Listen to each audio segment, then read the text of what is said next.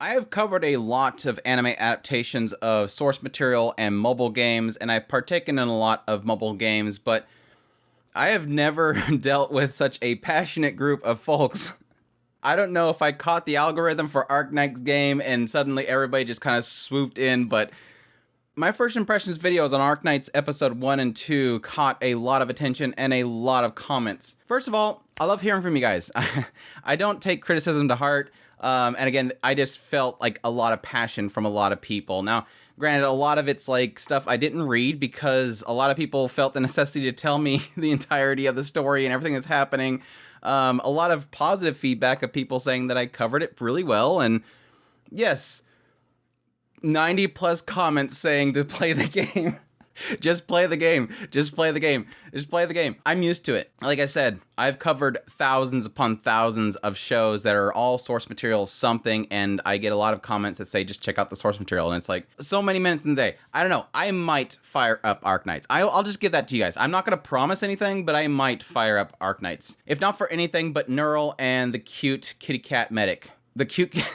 That's why I hate episode 3. Episode 3 sucked, by the way, because cat girl, medic girl crying more. I don't want to see cat girl cry. But now, all that stuff aside, again, really thank you for the comments. Thank you guys for getting the word out there. Thanks for all the feedback. Loved hearing from you guys. It was really fun. But no, my thoughts on episode 3. Really fantastic episode. Really kind of dialing back on the action stuff, but really, well, besides the very beginning of it.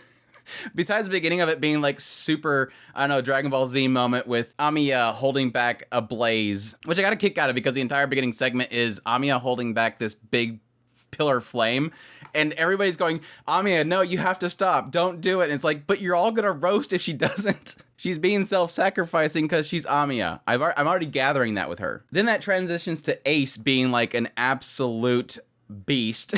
Like, if Ace dies, I'm super mad. I don't think he's dead. I honestly don't. I think if he did die, they would put a lot more emphasis on it.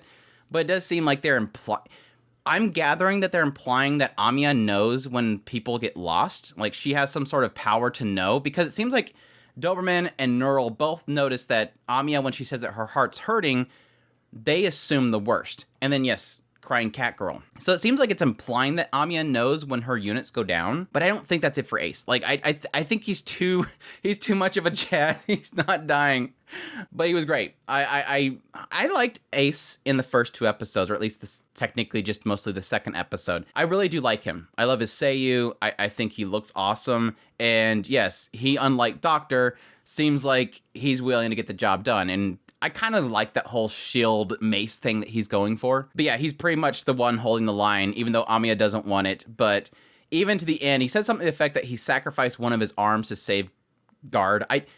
I'm still trying to figure out this whole medic Guard thing. Is that their actual names, or is it just a generic name they give to certain soldiers? Like, if you are a male soldier, your name's Guard. If you're a female soldier, you get a cool name and cute character design. Unless you're medic, and then you're just medic. Is there multiple medics, and are they all cat girls? Now I'm starting to ask questions that I'm hoping the Arknights community will answer. But no, Ace tells Doctor one last thing during his last stand, and that is that one day you and Amiya are going to face against the entire cruel world. This kind of echoes later on where you have this conversation between Amiya and Doctor, and Amiya being doubtful about what she's doing. Tallulah said something to the effect that your promises are empty, that you're grandstanding for no reason, that she's an idealist with empty promises. And she's fearful that the choice that she's made, the path that she's chosen, is the wrong path.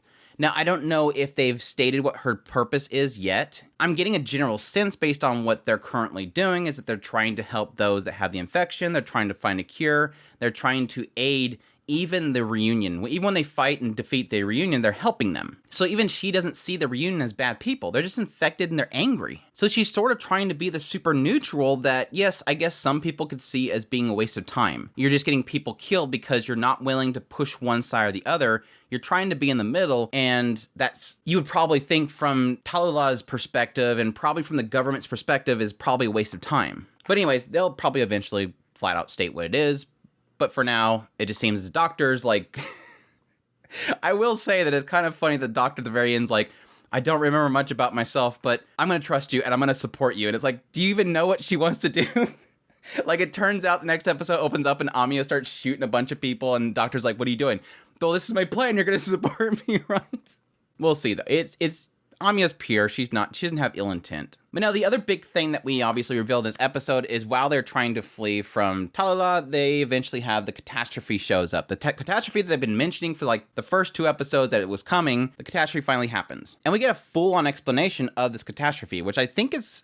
It's very interesting, but at the same time, there's this little bit at the end that was a little weird for me. And the idea that these catastrophes obviously happen, it seems as if each of these towns, there's a method of predicting the catastrophe. And yes, that pretty much every town in this world are mobile, so they're able to move away from the catastrophes when they're happening. Now, for some reason, Chernobog, the place that they were starting out at in the first 2 episodes, apparently didn't want to move. Like, they had the option of moving, but they didn't move. They're not really sure if there's something working on behind the scenes where they wanted it to happen. Like, they wanted this catastrophe to hit that area, or at least the town itself. Manufacturing a state of emergency or something like that. But they go on the detail on the idea that the catastrophes, when they hit, they leave behind this material they use, the orignium. And it grows over time, gets bigger, and then eventually it will shatter, go back into the atmosphere, and then it will create another catastrophe. So it's like it's feeding itself.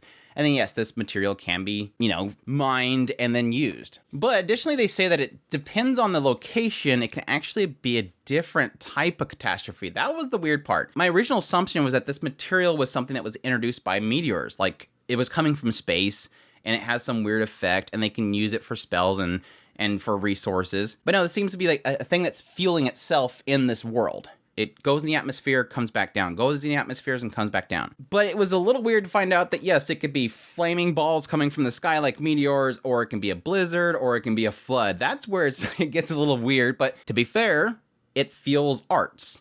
It can turn into magic, so why could not turn into flames? I mean, technically Talala was using arts, probably utilizing that material and making flame balls, so it makes sense. We just need an area that will... Ooh, I got the ending of Arknights already. They will figure out a way to make the catastrophe mimic healing arts and heal everybody. Don't spoil that in the comments. I don't even know if the story's done yet or not, but it could definitely be an ending. I did almost skip it, but they did end up running into this girl named W. And I immediately heard her voice and knew who it was. It's Kirino, the little sister voice of modern times anime. So now she's Bambiette in Bleach, and now she's W here. So when I first heard her, I'm like, I already like this girl. But it seems like she was implying that she only came there just for a reunion. And it seems to be implying that it was Doctor. Like, she knew who Doctor was, and she just wanted to see him again. Because even though they're like, don't waste your time on this girl, what do you want from us? She's like, I got what I wanted and left. She wanted them to give her Doctor, but they obviously weren't going to do that, so she just left. But yeah, so they head off to Rhodes Island, which is, again, this big moving platform, ship landmass thing. It has a bunch of facilities, research locations to research the orignium. They also mine the orignium and other materials, and they repurpose them to sell them different locations. And they also transport weapons. And then final segment they had here was that they at some point seen a bunch of refugees walking through this desert area. And they said that it's possible they were going to Lungmen. What a weird name. There's a place called Lungmen. And now apparently their next mission is they're going to go to Lungmen. And apparently they're the same as Chernobog, where they don't treat infected very well, but they're not as bad as Chernobog. And they're planning on seeing if they can set up something with the leaders to allow them to work inside their borders and help the infected or whatever. But additionally, they know that the reunion, based on their encounter before, is heading that direction. So they want to find out what they're doing there. So we'll see where that all goes. If we run into W again, or Talula. Talula seems like massively overpowered, so it seems like she's probably going to be around for a while. I don't know, I'm assuming as sort of a rival to Amiya. It really does feel like the two of them seem to know each other or seem to make some connection. But no, great episode overall. Like I said, really fantastic episode. More great visuals, great developments. I'm still eating this world building. I'm just eating it all up. I think of anything. I did want to make this video just for the sake of talking to the Arknights fans and give them a reply to the crazy comments, because honestly, I tried to reply to a lot of them, and I got to the point where I'm like, I just can't reply to all these, and I can't read all of these. Again, mainly because some of them had spoilers in them, but I did want to give at least acknowledgement of the comments. It was really fantastic. But additionally, even though before I watched the episode, my intention was to make a video, I love what this show so far is doing with the world building. Usually when I do episode by episode impressions, I'm usually doing it on shows that I can really kind of dig into what's happening in the world itself or what's happening into characters' minds. And I think this one's doing plenty for the world itself, and I'm eating it all up. Now, I'm hoping later on we'll get more into, yes, what Amiya's overall desire too, if it's not what I assumed based on the first 2 episodes. This desire to help people and then help the infected. Make the limited time that she has purposeful. But yes, it's doing some fantastic stuff, and I cannot wait for more of it. So we'll see though. Hope you guys enjoyed this video. As always, if you did, make sure that like button down below, comment, let me know what you thought of the episode, or yell at me to play the game some more. That's fine. Comment is a comment. It helps with the algorithm.